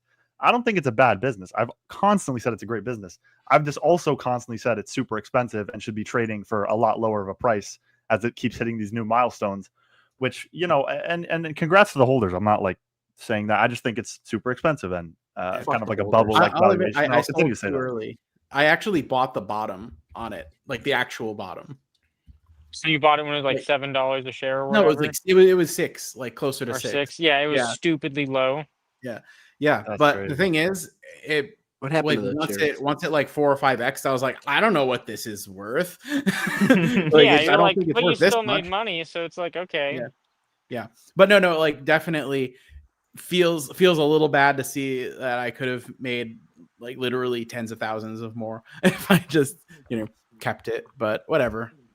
I mean, my dad feels the same way about, like, he bought it like when the iPhone first came out, and he bought 100 shares, and now there's been like however many stock splits since. And so he's like, yeah, I would be a multimillionaire if I just held that. I mean, they still are, but he would have been even richer.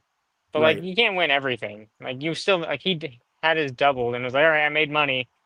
You just got to take your wins. All right, Dividend, dude, I have a fun question for you. Yeah. What's the craziest encounter you've had with like a Palantir bag holder? Well, they're not. They're probably up a lot of money. Not bag holders, but what is that? I don't really know. Craziest encounter. Like, do you get any like crazy DMs or like? Didn't you and Garcia have some like tweet beef? Oh at one no, point? there's a lot of people that like obviously shit on me and on Twitter and stuff, but I don't know about a crazy that's fine. They could do that. Like, I don't really. I'm just post what I want to post and my thoughts. And as it hit 40 and 50, my thoughts were that it was expensive. Yes, it got a lot more expensive. And that's it. Like, I don't think they're like crazy interactions. I don't really, it's whatever. I don't like view it as that type of thing. I just post my thoughts on it, and which so far I've been wrong. I've said that, but I still think it's expensive. That said, it's also a great business. I don't want to take away from that. It's also a great business, and I think it's very much similar to like a Shopify 2021 or like a Cloudflare 2021 type scenario, where both those stocks traded at 100 times sales with fantastic fundamentals. They're fantastic businesses, with like 20, 30-year cash flow profiles. Does that mean it was supposed to trade at 100 times sales? No, probably not. And both those stocks had 60, 70, 80% drawdowns in the ensuing 2-3 years after the bubble. So I'm not saying the same thing is going to happen to Palantir, but there has never been in history a stock, a mega cap stock that traded at 100 times sales and it continued outperforming, or had the stock even trade flat for like a decent amount of years. Like they all crashed.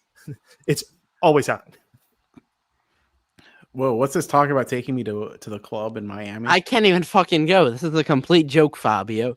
Yeah, I'm gonna be 20 years of age when this happens. It's okay. We can get you a fake Can't ID. you They're still not, go they're, into the club? They just put like X's on your they're, thing. they're not using IntelliCheck. They won't at Club Miami. I just checked because or Club 11 because it's this high end nightclub that of course Fabio has to go to. I mean, there is talks of like an April trip fiscal, by the way. Fabio's gonna fly me down. I can probably. I mean, when can we not? Want to take me? You want to take me night clubbing? Okay. Fake IDs, like some of them are really good, and like like I used to work at a liquor store, and they have some, and you would like scan them, and I'd be like, "Is this real?" And then it would pop up, but a lot of times it would say their age is like 54, and I'm like, "Dude, you're not 54." But like the fact that like some of them would scan and like have the right year or whatever, it was just, I don't know. They're getting really good with fakes, and it's a little scary. I know damn well the Dividend dude has a fake ID. What? Nah, no, definitely not. Never would do such a thing. Such a heinous crime. That is a heinous crime. Thankfully, over in Canada here, our age of drinking and stuff is 19. So yeah. Oh, really? Because I know it used to be 18 in the U.S. Like smoking did, and I don't know if drinking ever did. But I know smoking. In Quebec, it's 18 actually. The Quebecois, the French, they're different. Yeah. They're like, we want our alcohol now. Wait, so hold on. This is a completely off topic. But Ryan, why don't you own any Google? I don't know. I put all my money into Amazon and SHG, and the SHG exposure into Google I was happy enough with. That makes sense. I just concentrated like all my focus into Amazon, honestly. Okay. I mean, yeah. I was kind of, I mean, it's really easy to say now. I was regretting maybe like when Amazon had hit like 200 and Google was still kind of lagging, like maybe not putting a position in. Because like I think we all kind of knew that it was going to turn out fine. Super well positioned. Super well positioned. I mean, the amount of, even just the past week, just look at what happened. Like I constantly cover it. The cloud deal, the Waymo to New York City, a ton of stuff. It's just developing very well. I was hoping it would stay lower for a while because I've been buying a little bit every month. And then the Apple thing, they're gonna probably they were talking about powering Siri, Apple with Gemini, and also not on Kalshi, Google has the highest odds of having the best model by the end of the year. Gemini has the highest odds of being the best model. So I think it's an AI leader, not a laggard. Yeah. Which the obvious sentiment is that it's a laggard. But yeah, what's your guys' favorite AI to use? Gemini, I know, for like sure. Gemini. So I found for writing, Gemini is by far the best, and that's what I primarily, whether it be tweets or stuff like that, or a little bit of help with the emails and stuff like that. So I found writing for writing specifically, Gemini is by far the best. I hear from developers that like Claude is the best for coding, and like for logic or whatever, like OpenAI is the best one. So they all have their like nice little niches, but for me, I consistently use Gemini. ChatGPT, and I only use it for school assistance when needed. I don't. I flip between Grok and Gemini. Oh, I also do use Grok a little bit too, but Grok is disgusting, heinous. Thumbnail.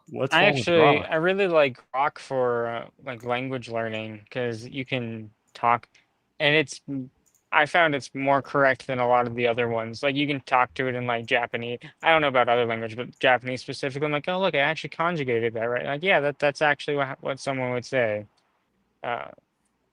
Because like getting a tutor is actually kind of expensive, so AI is kind of nice. Nice comment by Andrew. Andrew, You may want to go watch our conversation back from Tuesday if you want some more Dave talk. I have to admit, I did try to get the conversation steered. We did have a little Dave. We went over. We some could go segments. back to Dave. All right, let's go back to Dave. Let's go back to Dave for Andrew. Okay. I mean, he is So a okay, chairman, I don't. How about this? I don't know much about the business. So can you guys share? Oh, like, we could pitch it. what is- Elevator pitch? Yeah. Let's get a little elevator pitch going. Arya, I know you love to go to these Toronto nightclubs where the girls that text Drake go to. I know you're a bachelor now. You want to go to these places. Absolutely not. But You yeah, may keep need going. now. Perhaps you may need to go to one of these clubs, and you may need some cash on you for whatever reason. You could about 500 should do it, and that's about you know. about 500 should do it for $500. whatever service you want. About 500 should probably get you through the night, but you don't have 500 in cash because you're a financially literate individual. But you say, hey, where can I get $500? Now you can go to a typical payday loan company, but they're going to charge you ridiculous interest on it, right? They're going to charge you just blasphemous interest that's just not needed. Or you could go to your friendly neighborhood bear over at Dave, where they charge you a flat fee, right? Yes, flat fee. $15. I was gonna say it was like $15. Good deal. $15. That's not nearly as much as the other services you're going to be spending your money on that night. The issue is though, there's a lot of people right now with Dave that they like to go to these clubs and they blow through the money fast. They get their eyes on one dancer up on the pole, and that 500 is gone quick, and they don't want to pay it back to Dave. They're upset that they can't pay it back to Dave, but that's unfortunate for them because through the great service through Plaid, Dave can access their bank account and take out the money. Wow. What am I missing? Fiscal and Dividend, dude. The monthly subscription revenue, maybe. Oh yeah. They have a subscription service. Yeah, they actually just raised the price from $1 to $3. Also, they're expanding into new. What is this? What does come with the subscription service? I had no idea. I know it's an app, but yeah. This is a couple other things. They're expanding into new new type of verticals, which isn't really the thesis with Dave. If you're investing in Dave, it's probably for like the actual programs called Extra Cash originations, which are like the early wage access that we're talking about here with the flat fee. But they also have other verticals that they're expanding into. Like they have a debit card. They're getting into banking, which, so they have a couple other verticals that they can expand into long term. But for now, it's a very good sell in terms of marketing. They'll show up an ad, like there's an ad of just the bear, like get $500 now, and it's been working really well to get people in the door and using Dave and paying that flat fee. And the thing with Plaid gives them kind of a really good way to collect the money, because if people are some other ones, they may not have that access, and they could just pull it out right from your bank account. And so to avoid them, you'd have to, a lot of people have direct deposit and all these things linked to the one bank account, and so it would be a lot of a hassle. So I think Dave's better positioned in terms of that than other. We left. I think we left one of Kage's questions unanswered. So the subscription is literally just to use the app. You have to be a subscriber. Yeah. Yeah. Oh, so just to use it. So you're paying $3 a month on top of a fee if you're actually getting the money. Yeah. Mm-hmm. They're really just going after again, people with no financial literacy, then, huh? What's the growth projections for revenue? I don't like this company now. It might be a good company, but I don't like the morals. I was trying to make some really nice looking charts on Fiscal. What's the revenue projections? 30% forward 2 years. Okay, let's say now buybacks too. 30%. That's a lot. But you may say, hey, I just want to own Visa or MasterCard because they pay a dividend. And what buybacks? They just started buying back shares in the most recent quarter. I believe there is a tiny buy. They did. And you could also look at their earnings. They did talk about a buyback program. I think it's just to offset stock-based comp. I don't think they're. It's basically like what Costco does. Like they just buy back enough to be like, oh look, we give out shares to our employees. Dude, they're consistently diluting. If anything, there's no buybacks in sight. No, they started buying back a little bit. Hold on, let's of the stock-based compensation. It won't. It's not going to show up. My understanding is they just started doing it. So yeah, I'm pretty 99% sure they buy back shares, but but not enough to net. It's still they still net. They're still Yeah, the diluting more. SBCs don't. Yeah, the buyback doesn't outweigh how many shares are getting. Well, yeah, the fact There's that they're no way that's starting real. to buy back shares, gets me. I like We companies need that Andrew. return capital to shareholders. Let's Let's pull it up then. here. Well, anyways, guys, I gotta go. It's starting to Oh yeah, rain. Kage, where can the people find you? I'm on Twitter. Sometimes I'm on TikTok. Oh, But like I made a TikTok. It's so cringy with like my Pokemon journey, and I don't think I'm gonna really share it until Okay, I that's get fair. better That's with fair. it. But your Twitter is fun enough. We have a fun following on there. So Yeah. investment Kage at Twitter, guys. Or yes. Yeah, my X. Twitter's Sorry. fun. I post whatever. Oh yeah. Oh my gosh, I actually heard somebody call it X and not Twitter the other day, and I asked them, I was like, oh, like yeah, Twitter, and they're like, what's Twitter? Like they legitimately didn't know. They was Jeez. it like a Gen Alpha or something, or was it somebody older? It was somebody a little bit older. Like it was just like a work colleague, and like because I They work just in hadn't heard of education. Twitter, huh?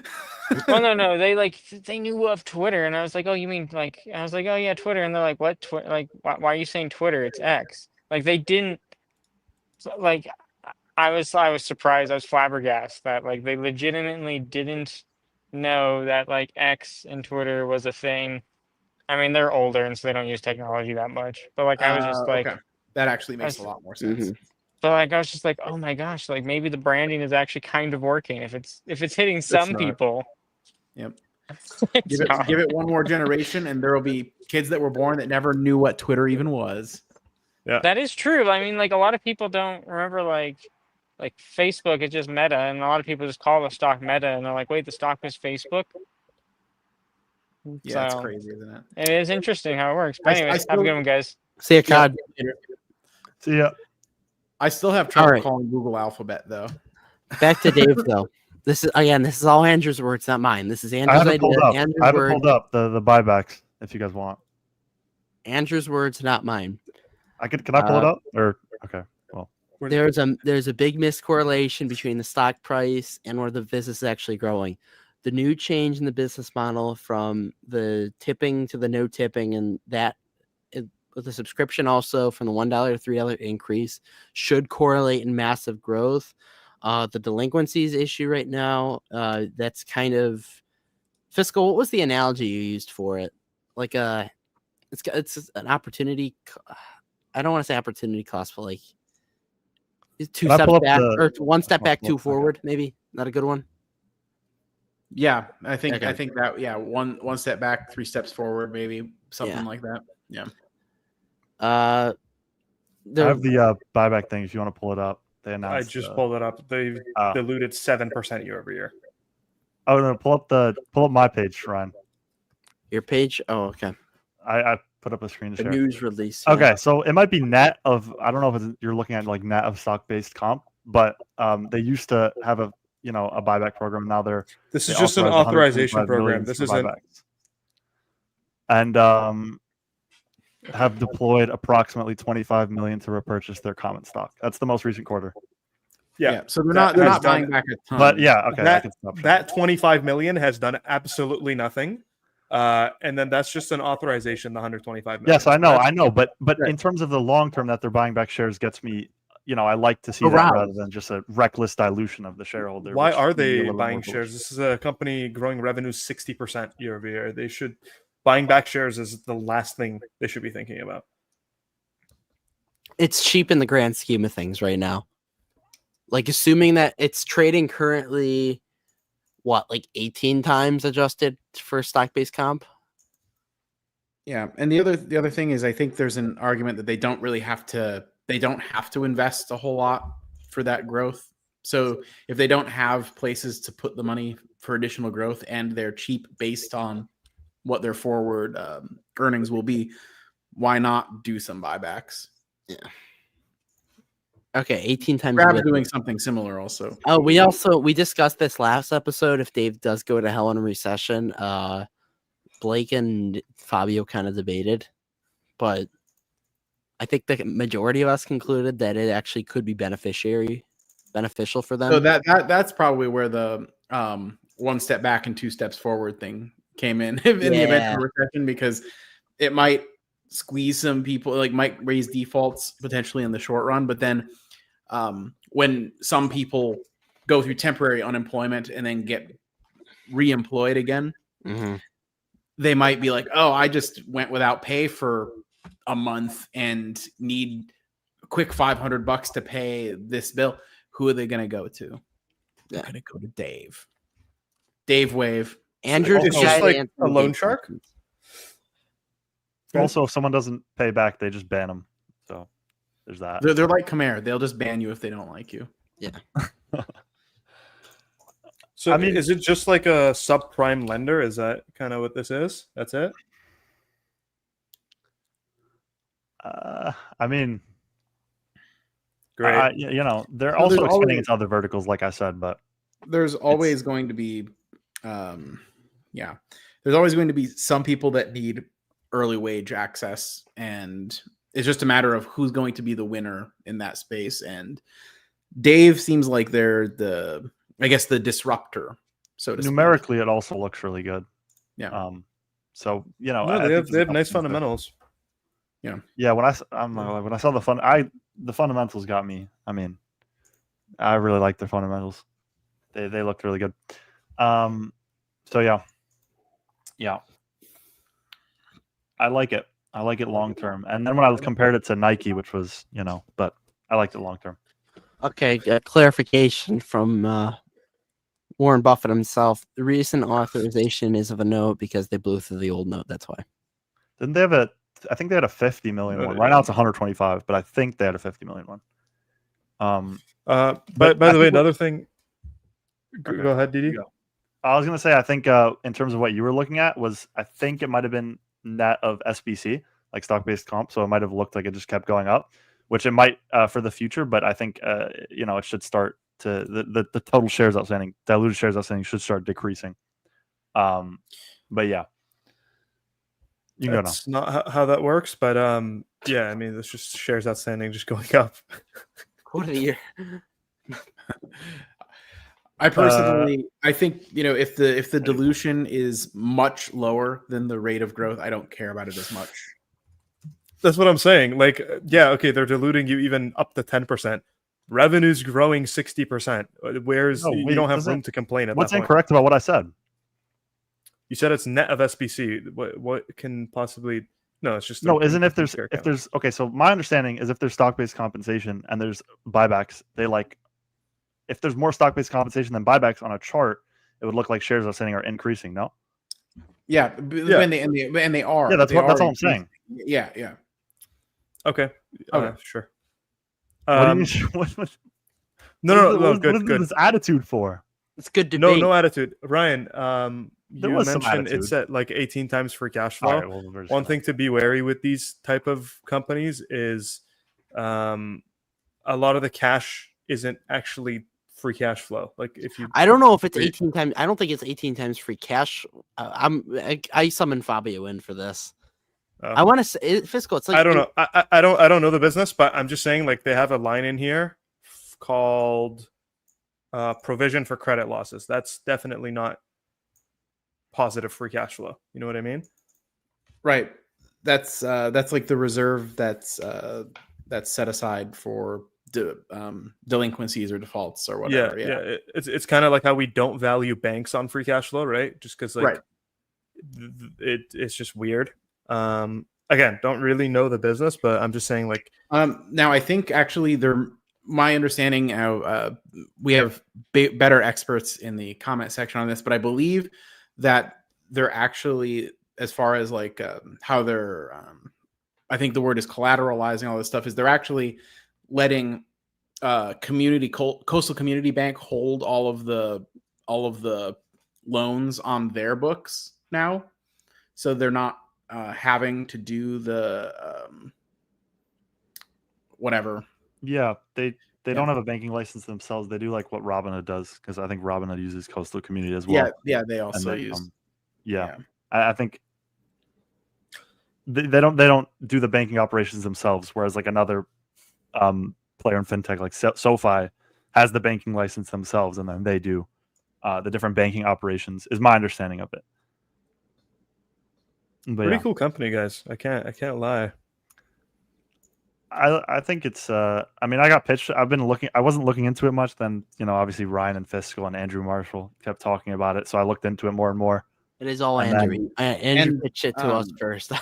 the thing, It looks one other numerically- thing to like about it, I think, versus other maybe banking adjacent or banking type things, is there's these are very short term 8-day turnarounds. So if they get a little too loose with their underwriting and their delinquencies start to creep up more than they like, they can tighten up very quickly, because it's literally an 8-day turnaround versus if a company that's issuing, like, say, mortgages fucks up the underwriting. Well, you've got all of these really, really long-term, very large loans out there, and like that's what leads to like a 2008 type situation, right? But with Dave, it's like, hey, if they loosen things up a little bit to get more customers in, they can almost just treat a temporary raise in delinquencies as a customer acquisition cost, because some of those customers that they bring in are going to be good and actually not default or go delinquent. They keep those, and they'll probably keep paying the subscription and keep using the service from time to time.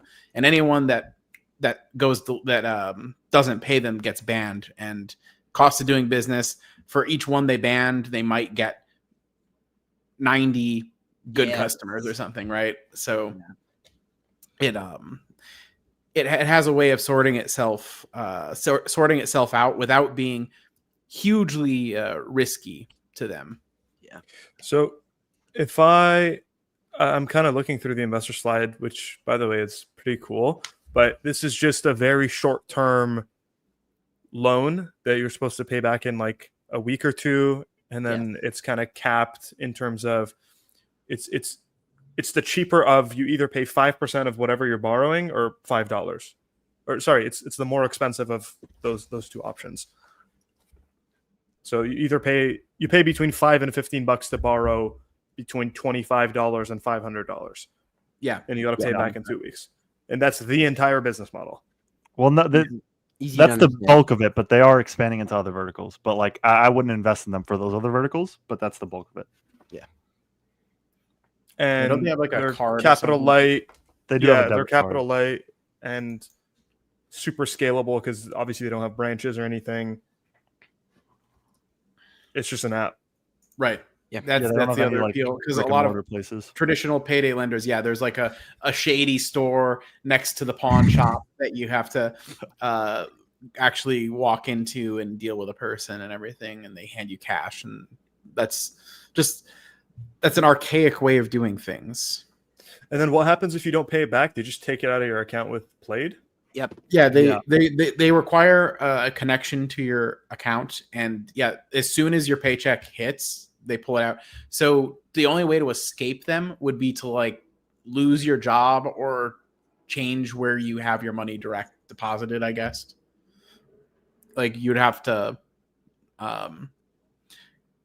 basically switch banks or get fired from your job and just not have the money, and that's the only way to not pay them. Yeah. Like they're not relying on you to like cut them a check or whatever. And so some other due diligence that Andrew did, which is why we definitely recommend watching anything that he's done on the stock, because he's really gone deep. Yeah. He went to some like online communities that are dedicated to figuring out how to scam early wage access places or other things. There's a subreddit for everything, ladies and gentlemen. And in those communities, the people pretty much are like, I tried to, screw over Dave and it didn't work, or it's really difficult to screw Dave over. So people that go in with sort of the intention of not paying back, Dave, to them, for the most part, it seems like they view Dave as like not worth the trouble. Yeah. Yeah. Although it did tick up pretty heavily, the delinquency rate in the most recent quarter. Yeah, and it goes back to that whole customer acquisition cost thing I said. Like that was kind of management's way of framing it, I believe. But so since Q4 2022, it was at 3.6%, the delinquency rate. It went all the way down to 1.5% in Q1, and then ticked up to 2.4 in the most recent quarter. Right, the 2.4 they were using. Well, one part of that uptick was due to some kind of an error that happened, like somehow that accounts for a small amount. Yeah, they explain it in there. You'd have to read the fine print, or the transcript of the earnings call or whatnot. But you can find it pretty easily. There was some kind of an error that occurred that caused maybe some to like slip through that shouldn't have or something. But it only accounted for like 0.1% of that. I'm reading through this investor slide. It's actually like really impressive. Yeah. Very nicely put together. But they said they didn't seem worried about the overall uptick, though. They said that it was still within like their safe parameters or whatever. How do we value this stock, by the way? Because obviously PE cash flow probably doesn't work too well.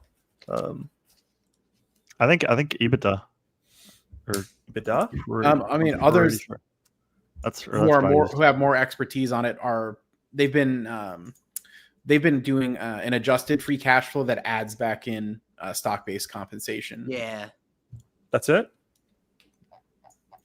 Yeah. What about the provision for credit loss thing? You'd have to ask. You have to ask somebody that's got more expertise on that particular point. EBITDA sales, it is.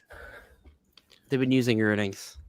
That's what I think. Like just normal earnings. Like that's, I find that hard to believe. They don't do any of the banking operations, so it's not like too. I mean, not that I know. Dude, they loan out money. Like there's no way it's not. If they call it a loan, the whole business not a loan technically, but they have to call it early wage access. They just get a flat fee though. It's not like I don't know, whatever. So the comparison has made that they're closer to being like an ATM business than a bank. Like you can own an ATM independently without. They let you borrow money and then they charge you to borrow that money. It sounds like a loan. You could say you're paying for access to money that you already have just in the future. Philosophy debate here. Well, I mean, philosophy. You know, that made me listen. According to quantum physics, all time exists simultaneously. So you already have the money. Yeah. Get a money mark comparison here. All right. I think we should probably start calling it here. Yeah, we're hitting the 2-hour mark. Everybody, appreciate the viewership for staying tried and true. Once again, what's Fabio saying? Yeah, they don't. That's kind of what I was saying. They don't do like the banking operations, but they do. Arya never got to pitch ASML, but he'll do that at the end of the year show, or the one before the end of the year show, where we can do the Uber checkup post 1 year. Yeah, let's try to get the ASML one a little bit further out because stock hasn't been doing too hot. So hopefully by then, it's we should do that soon. Okay, we'll get that on next. Once ASML doubles next quarter, we'll do it. Yeah, we'll get it done next quarter. Dividend dude, we'll start off. Where can the people find you? I think plug pretty promotions. I don't need a plug. It's fine. I think you want to plug a little bit. I know you do. No, it's good. It's good. I don't need to plug anything. Not even another double D's. You want to plug? No. We'll give the platform here. What about the sports thing? Oh yeah, that's also good. No, it's fine. It's fine. I'm fine. At Dividend Dude Sports Betting for he's too cool to plug. Arya, I just don't feel the need to do it, but yeah, whatever. Arya is never too cool to plug fiscal.ai. Yeah, see, me on the other hand, obviously YouTube, Twitter, but then more importantly, we recently launched a new enterprise tier on fiscal.ai that gives you access to a whole suite of features that were previously not possible, especially at the price point that we're offering it. So, any professional asset managers out there that may be listening, or maybe you got a friend or a dad who's in the finance world, by all means, I'd be happy to kind of talk with them if they're interested in the new fiscal.ai enterprise tier. Yeah. Yeah. Other than that, Quality Invest 5 on Twitter and YouTube. Yep. That's where the people can find them. Okay. All right. Thank you everybody for tuning in 2 hours strong. Keep an eye on Twitter at Cashflow Kings YT for any of these like weekly spaces we'll do. You never know who can show up. It could be from Andrew Marshall to Dividend to Grandma Finance. The wide variety of people that come on. Do all that. Smash the like button, subscribe, give us your money. $2. Oh, we forgot to dance. This is the sign Ryan, for two of you to get out of here before we dance. But we do dance for Seymour Duck's generous $5 All right. donation. Thank you guys for having me again. Ryan, I have a question. Yes. Very quickly. For episode 100 tomorrow, is it announced who the guests are going to be, or? It's on next Saturday, and we don't have any yet. We're still configuring everything, but okay. It's you just get everyone. Yeah, we might just. I don't think I can make it, but actually, you can come on for 5 minutes. Say you made it. Maybe Okay. we'll see. All right, me and Fiscal are gonna dance. You two can leave if you don't want to dance. Ari, I know you want to a little bit. All right, 3, 2, 1. Thank you, Seymour. Cheers. Bye. Round two, here we go.